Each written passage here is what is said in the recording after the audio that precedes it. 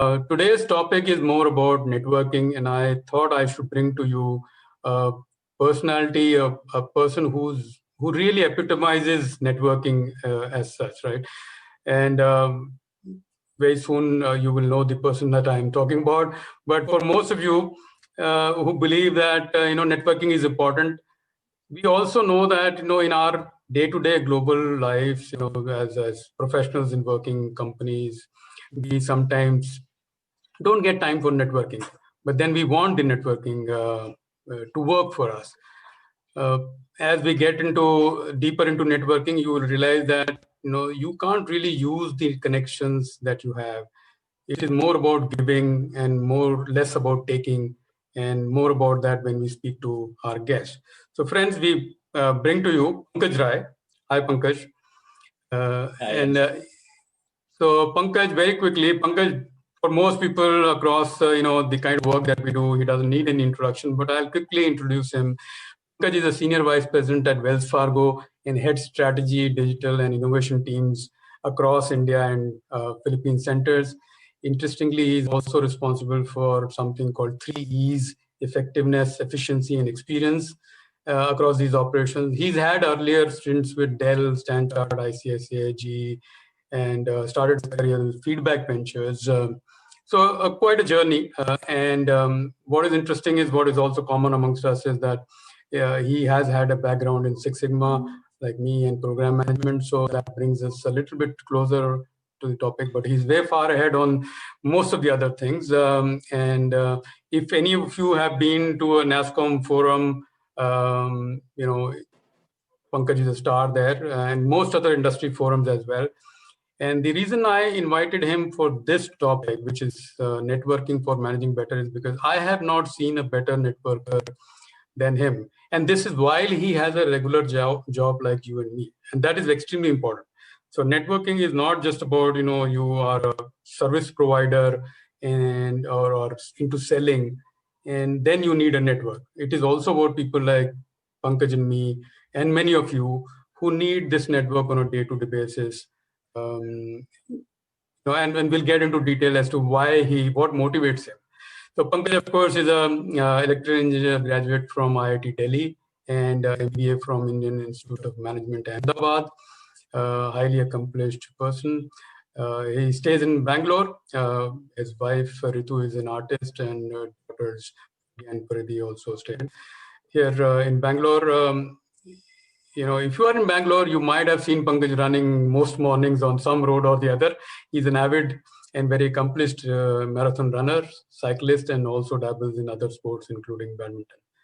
So, Pankaj, over to you for some opening comments, and then we get rolling into the questions. Thanks, Anshuman. And this networking tag, I'm trying to remember when it came to me, but yeah, somehow it has stuck with me for a while. And when people, like yourself, just ask me, are you a networker? What does networking mean to me? I think the few thoughts that I would like to share is one is, my dad had once said that, if, we have to all mimic nature to be successful, because end of the day, we are all part of nature. And one of the characteristics of nature is that everything is interconnected. There is no one who's in isolation. So, from that perspective, it's important to be interconnected or networked with everything and everyone around us. So to me, that is one sort of theme that has stayed with me. And very interestingly, last week, someone introduced me to a Netflix series, which is called Connected. And I started watching a couple of episodes, and fascinating how, we are all so across civilization, across countries, and, across flora and fauna, how interconnected we are. So to me, I think networking should be, and probably is a essential and a mandatory part of our existence. Some of us have probably not recognized it, but I would think it is natural that we should be that, and it should not be something that we should put effort into creating. But I'll pause here and we'll talk more later. Sure. I think that's a good segue, Pankaj, because like many people, and I am also often accused of having a good network. So, and I consider you far ahead in that this thing. But I think all of us know that, like I said, networking is more about giving than taking, and the connection stays as long as you are giving, and that balance is extremely important. But obviously it doesn't come naturally and easily to everybody, and I'm doing this series more to help people get better at what are the essential skills of managing better, right? So manage better is my theme. And so my first question to you is, of course, we are beyond that point that you are a master networker, you are very good at this, people appreciate your skills. But what is your motivation, apart from, of course, like in the opening comments, what you said, what is your motivation to connect, and more importantly, to stay connected with so many people? Anything on Yeah, that? I think, yeah, absolutely. And in fact, I have to tell you that I didn't set out to become a networker. And it's only much later that that tag sort of stuck to me because some other people felt that, I am that. Now, the question that you rightly ask is, then why am I the way who I am? If I have to reflect on that, there are a few things come to mind because sometimes it's very hard to answer that question. The very fundamental question that who am I and why am I the way I am? But yeah, one can, and sometimes, other people are able to answer that question better than we are. But to the extent that I can share some thought that come to mind because I've thought about it, is that from a early age, I had no major goals and aspirations of a very specific nature. And the validation of that is even in our college and other time, people would say, what do you want to be? Or how do you see yourself 5 to 10 years from now? I didn't know the answer. I had no major aspiration. I just wanted to be good, do good, be in the moment, all of those types of things. So I was very worried about those questions and anyone asked me that question. So that is one sort of validation that somewhere I wasn't thinking too much about the future or having a very personal aspiration about various things. Secondly, whenever I would meet someone, I was generally very curious. Oh, so where are you from? What did you do? And how did that work? And how is this and all of that? In fact, some of the friends of my school and college days would say, hey, why do you start interviewing people the moment you meet them? And I didn't realize I was interviewing people. I was just curious and trying to know from them what they knew. So I think some of those, when I reflect back, have been my original characteristics, and I have no idea why they came to me. I think all of us are born with some characteristics, and we don't even realize why we are the way we are. So even now, when you ask me what is your aspiration, I don't have a major goal in future. And many a times I have actually forgotten what happened in the past. So when people say, so tell me your best memory of college, and I'm having a hard time. So I think by default, I think I have I have lived in the moment, which is what they say is a good thing, but I didn't know that. So given that I'm always in the moment and trying to make the most out of what is in front of me and trying to maybe even help people if I can, and there's nothing that I'm seeking except knowledge, I think that has made many other people also come closer to me because they would have felt that, okay, this is a guy who, yeah, we can share something and in return we can only gain something. He's not going to take my information and use it against me. Because what tends to sometimes happen is you're very worried about sharing your personal information or your about details or your aspiration because many times people have harmed you using that information. Yeah. But over time, I mean, if you have close friends or other people who you think will use your information for you, you are happy to share with that. So I would say that maybe because of this reason, I've been able to develop good relations with a lot of people because my interest has always been to learn and to the extent contribute. There was no personal motivation because there was no personal aspiration. So I'm just reflecting on the nature of person that I am. And that has led to this, tag of networking. So I won't say that I wanted to be a networker. My character or my purpose on what I want to achieve has been well served by what is now called networking. Fair enough. I think the best people who do at anything actually are those who are not thinking too much about that skill actually. So across history, even in sports and other things also, and you are a marathon runner. I've dabbled into that for some time, taking a break now. But this is called a running zone, right? When you are in the zone, you don't remember when the 5 kilometers went by, and then suddenly you're, oh, I'm in the fourth lap, right? So it is almost like that. When you're not thinking too much about building that skill, it is probably the best uh, time. But of course, not everybody is Pankaj, right? So people would need some skill sets, and not everybody starts with the same effective style. So now that you've kind of been at it for some years, there would be some do's and don'ts or of some kind, like very quickly, if somebody would ask me, I would know that, a genuine desire to know something about the other person and an amazing memory are two important skills. One you can develop, the other might be God gifted, right? But there could be definitely other do's and don'ts or skill sets. Or what is the Pankaj Rai playbook for effective professional networking? Yeah, no, that's a very good point. In fact, a lot of people, when I talk to them, they don't know where to start. Mm. And then the second is then, okay, even if I start by, reaching someone, how do I sustain? So those are the common questions that have been asked, and I have, given some thought to some of those, and I'll share with you, at least as far as I'm concerned, what I have found, which can be something that people can think about. Now, where to start? A lot of people are either introverted or, whatever it is, are worried about reaching out to other people. So the general hesitation that I have found among people is that if I'm going to talk to someone, looks like I am the lesser being and I'm Mm. seeking something from them. And people are obviously, a bit, shy of seeking something and worried that, oh, am I infringing on someone's time and all of that. So that is the general notion which keeps people away from reaching out to other people.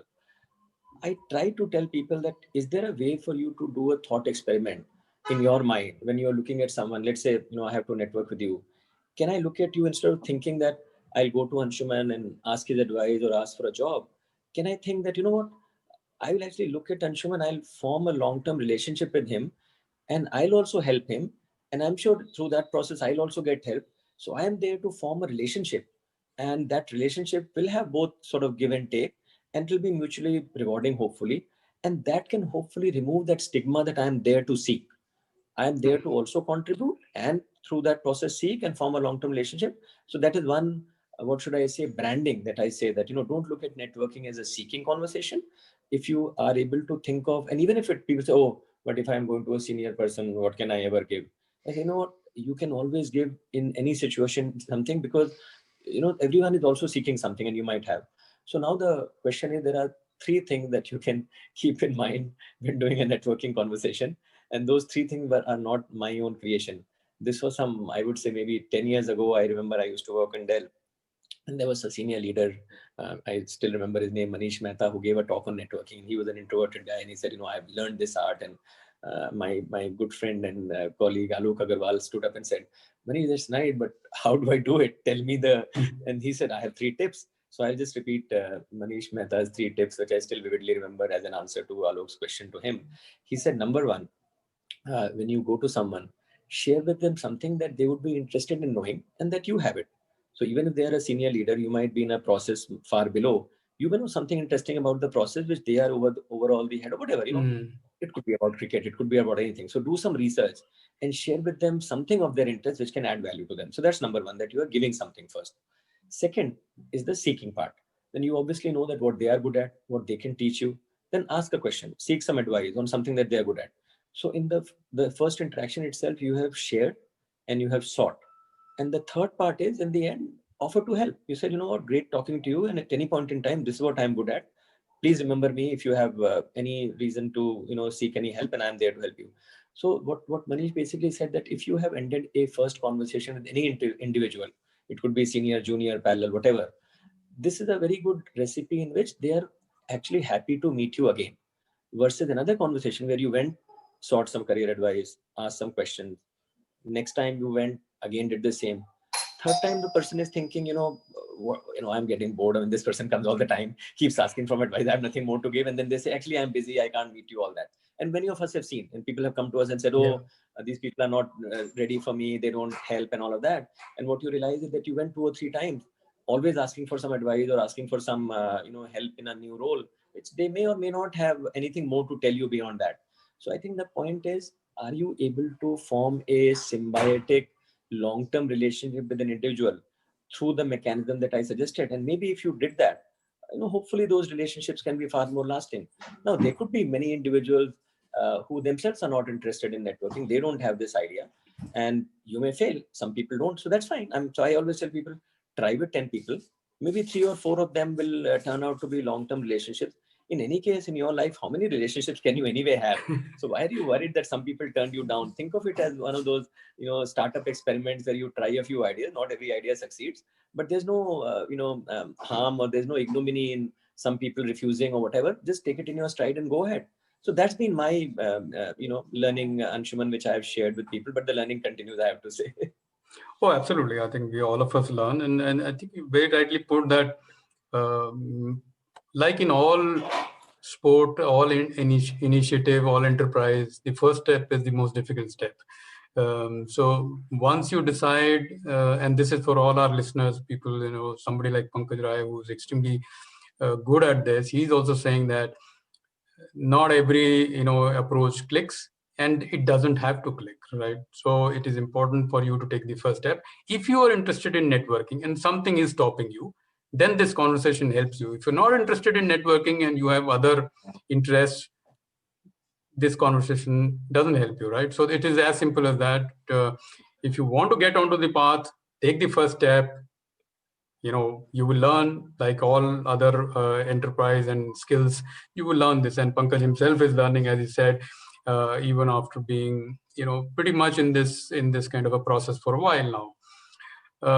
So moving on. Anshuman, yeah, sure. I'll add one more thing over there, because many a times, I'm asked that how should I network and how do I network? In some senses, you also raise the same question. My response to that question always is that networking is actually a means to an end. So I think you have to determine some kind of an end first. What is your purpose? Because networking will have to serve some purpose. So for me, and I wasn't, like I said, becoming a networker, but it was serving a purpose of me. My curiosity was being satisfied. I got to know new things about new people. To my desire to also help people, which was there, was also getting satisfied. So to me, I was getting something out of all those interactions. I would learn something or I will contribute something. Now, different individuals might have a different need. So I think it will be also good for people to think through what is it that excites you, what is it that you really want. And a lot of people are actually interested in networking just to improve their career and things of that nature. And I don't think there's anything wrong in that goal. I think you just have to figure out that while it is your goal to enhance your career, you have to also include the other individuals in that goal. Because end of the day, every interaction or anything has to be a win-win. Otherwise it will be hard for you to just get something out of it and the other person don't get anything out of it. So as you start to network, even for your own career progression, can you include something for the other individual to also get away from it? Otherwise, some of those relationships can be short-lived. You can network with someone, maybe they'll help you with a job, maybe with the thing, but may not be long-lived, and there's nothing wrong. You just need to realize that if it is a one-way type of a relationship where only seeking, some of them can serve the task-oriented, tactical purpose, but may not be long-term, and nothing wrong in it. So I'm just laying out that there is no one way. There can be multiple ways. You should know what you are trying to get out of it and what to expect when you do follow a certain type of approach. Yeah, that's a good point, because purpose, quite a few people I know, and I'm sure you have met many more, who are generally in a shell, thinking that if they are looking for a career related networking, it's such a dirty thing to do that we should not try it. Now, I don't see anything wrong with it. Like you said, it's your career. If you are not going to push for it, nobody else is going to push for it, right? So uh, the difficulty is that when you make the move only with that, and it is a very short term move, when you approach somebody, that usually does not work out, and many people then take their steps back, think, oh, I tried networking, it didn't work for us. Like many people try Six Sigma, it didn't work for us. It didn't work because you tried it for 3 months and gave up, right? So this is also something like that. And I think one thing very important you said, and I'll summarize it in a phrase, that be of service. So if you are of service, in every endeavor, generally things work out and your real personality comes out. And if you are of service, and that is your primary goal, like I said in the beginning, that if you are more in it for giving, less for taking, the relationship is stronger. And it is true in every relationship, actually, whether professional or personal, or any at home. So I think, kind of summarizing this, Pankaj, for if you can bring in a flavor, and I ask this question to many of my guests, is that, of course, networking is a skill, right, which can be learned, right? Some of it is gifted, some of it is we are good at it, but much of it can be learned. And I will expect my audience or listeners to pick up these tips from you. But if we were to classify a career in early stage, mid stage, and senior stage, right, would there be any specific things that you would expect the freshers, the mid rangers, and the seniors to do than a general paintbrush that, okay, these are this, anything specific, or if you think that, everything is the same, that's also fine. Yeah, no, absolutely. I do think that, in the earlier stages of your career, typically, you are hired for the technical skills and, the very functional business type of skill that you bring to the table. But as you become more senior or have a larger responsibility, a lot of things are related to what can be loosely termed also as your leadership, in terms of how you bring people together, how you create a vision for the team, how you motivate them, many of those other softer skills that you have to contribute, because then you are responsible for the larger piece. Now, when some of those things start to play around, then the trust in the individual becomes a far bigger topic than just their technical skills. So many of the senior opportunity therefore also go through, I would say, a bit of a network.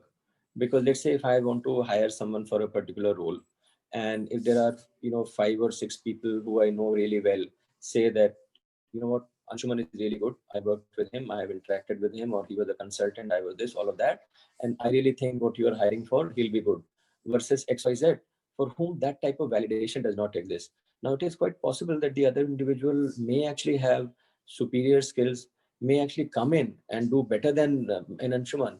But the person who's taking a decision will definitely get biased by a lot of positive validation that has come from the network or the ecosystem that Anshuman has created. I'm just using this as an example to share that as you become more seasoned, some of these things play a much bigger role. These softer things that people say about you, not to say that they are not important in a junior scale, but there I think, given you are an individual contributor, some of you, if you know your technical stuff very well, people are not necessarily expecting all of these, but the weightage goes up higher. So I would say that the value of the network in terms of even future job opportunities shows up far more as you become senior, because opportunities are far and few.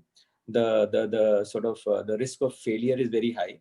So individuals who are taking those decisions will rely a lot more on some of these softer aspects of network, and will trust those things far more than, let's say, whatever is on paper, is my sort of experience. These things keep changing over the years, but so far this is what it appears to me. No, fair enough. I think that's the reason I asked, because many of my listeners and are from the mid-career, right? So their questions, their challenges are usually different from people in senior roles or in very junior roles. So I try and ask this question to most of my guests, so that there can be a stratification of the tips that we can provide. So thanks, Pankaj, for that. And pretty much the last question, Pankaj, is usually that I ask is that any one resource, or it could be a book, it could be a website, could be anything else, any one resource that you would, or one tip that you would like to give to our listeners and viewers on how to get better at networking.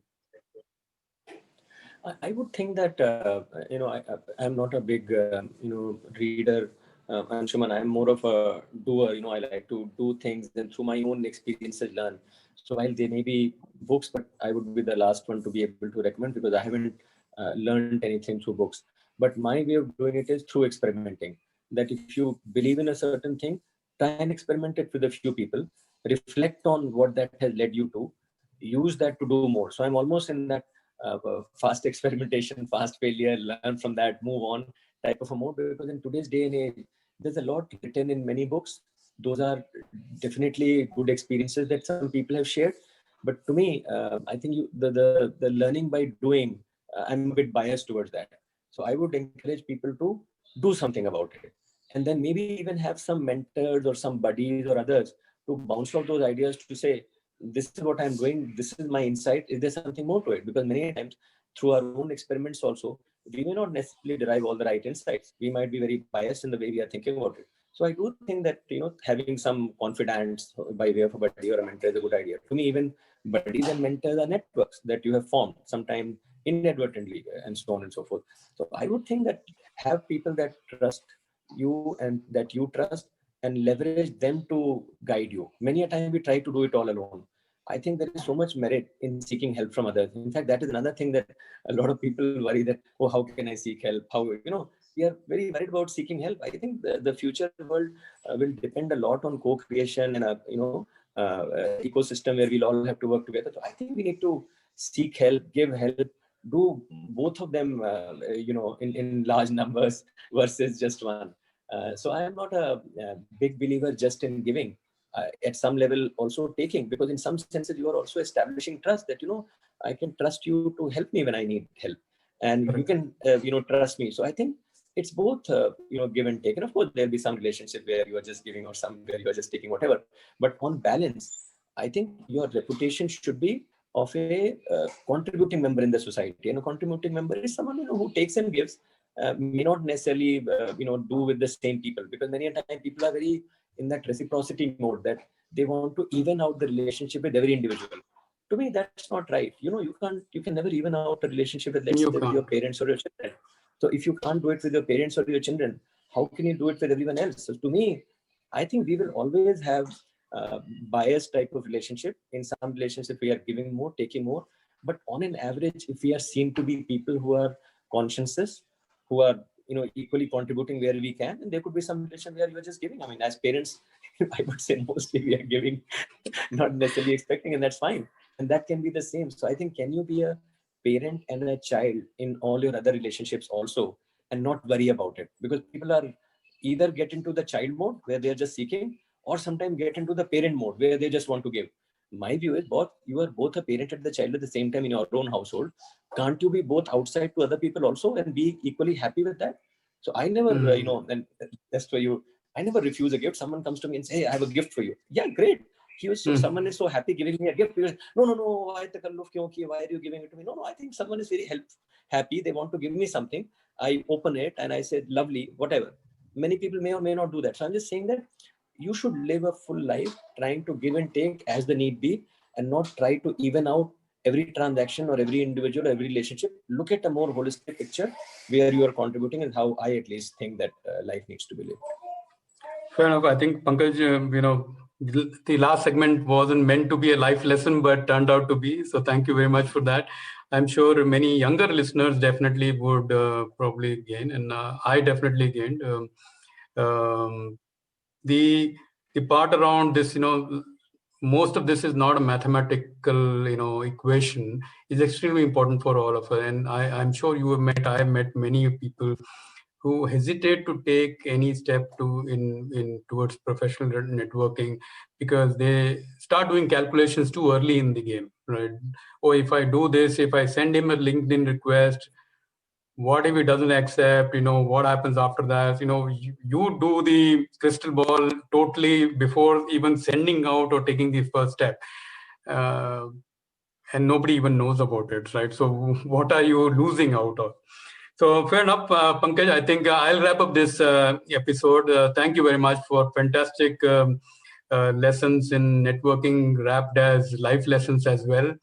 And many of these lessons, as my listeners, I am hoping that have understood or gathered that these are no different from how you live a better life, right? So if you are interested in networking, then these are the tips that are useful, coming from somebody who's really good at it. So feel free to use them, experiment, like Pankaj said, that his tips, my tips may not be the most useful to you. You may develop your own tips as you go along, but there is a starter kit that he has offered to you, which was the intention for this conversation. So thank you very much, Pankaj, once again.